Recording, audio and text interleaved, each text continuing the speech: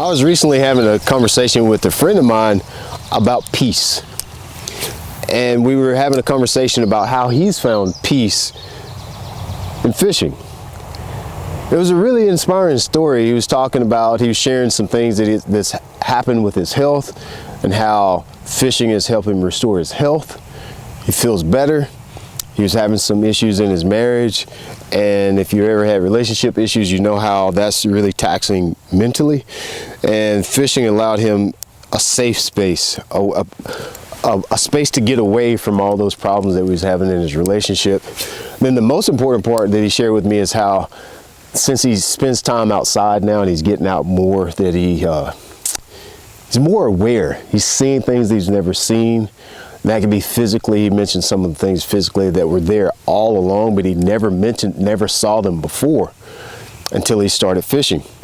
A very interesting conversation. And I think where the conversation really took a turn, I don't know if you'd say for the better or for worse, is he expressed empathy for me because he knows that I fish for a living. He mentioned how he kind of felt sorry for me because this place where he finds peace is work for me. And he's right. Fishing is work for me. It is, that's how I make my money. And sometimes it is burdensome.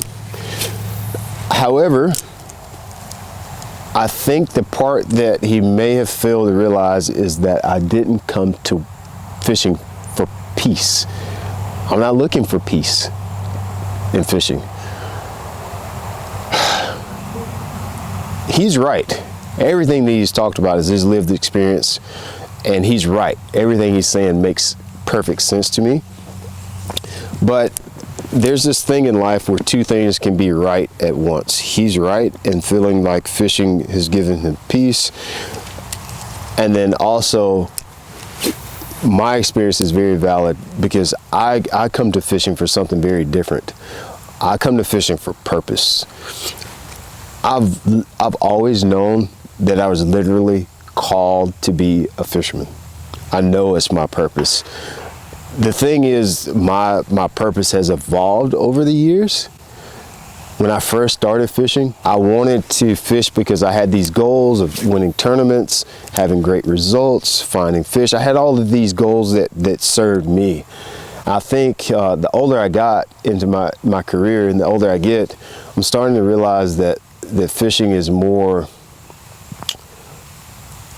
it evolved into more about inspiring other people, encouraging other people, and showing them that they could fulfill their dreams if they were willing to be patient and work at it and chip at it one day at a time. It evolved into that at some point. And then there was a part of my career, the most recent evolution I think of my career is I've realized that this gift has been given to me to teach people how to fish, and how that evolved was actually very unique as well. So when I decided to become a fisherman, I didn't make enough money fishing in the beginning, so I had to figure out a way that I was going to make, how I was going to pay my bills. How was I going to make a living at fishing? Because tournament fishing didn't provide enough income for me to make a living. So how was I going to do that? And so for me, I started guiding. I started taking people fishing in exchange for money. That's what was paying the bills for a long time. And when I started doing that, I really quickly realized that a lot of people didn't know very simple things about fishing that I only knew because I had a dad that introduced me to fishing. So I knew these things. I knew how to tie a Texas rig. I knew how to tie a drop shot. I knew what birds meant when they were diving. I knew all of these things mainly because I had a dad to teach me that. Well, we're in this weird space where people are being brought to the sport of fishing through the internet, through YouTubers, and they may not know a lot of things that were just taught because they didn't have a granddad or uncle or some type of male figure to teach them how those things worked. And so I realized that when I started guiding, and so I started a YouTube channel where I taught people how to fish. I taught people how to tie lures and what colors to use, etc. And it allowed me to reach way more people than one or two that I was reaching when I was guiding. And then I noticed that everything just kept evolving. I like YouTube, and obviously I'm talking to you on YouTube right now. I love this space, but there was something deeper that I wanted. I missed taking people fishing on guide trips and hearing their stories, learning about the people, and having that hands-on interaction and seeing what they needed to work on. I just wasn't getting that through YouTube. And so I started an app.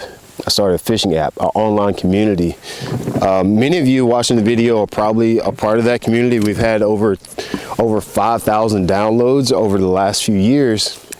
So I've been able to have hands-on experiences with these people that are just wanting to learn how to fish. What I like about having the online community, the Straight Up Fishing app, is it reminds me a lot of guiding, in the fact that I know the people.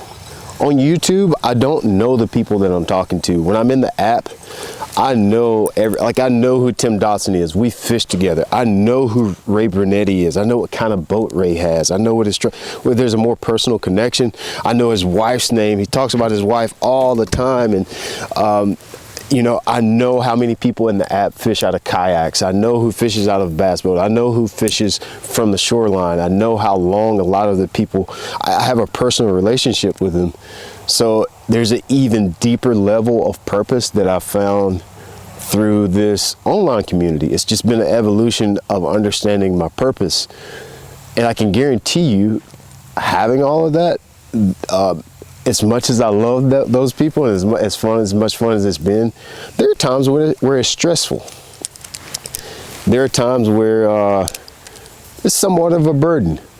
But the trade-off for the dopamine hit that I get with teaching somebody something, giving them a small tip to help them catch fish, that trade-off, the dopamine hit that I get from that, from knowing these people on a personal level and being able to help them, is literally unparalleled. It's unmatched. I wouldn't trade it for anything.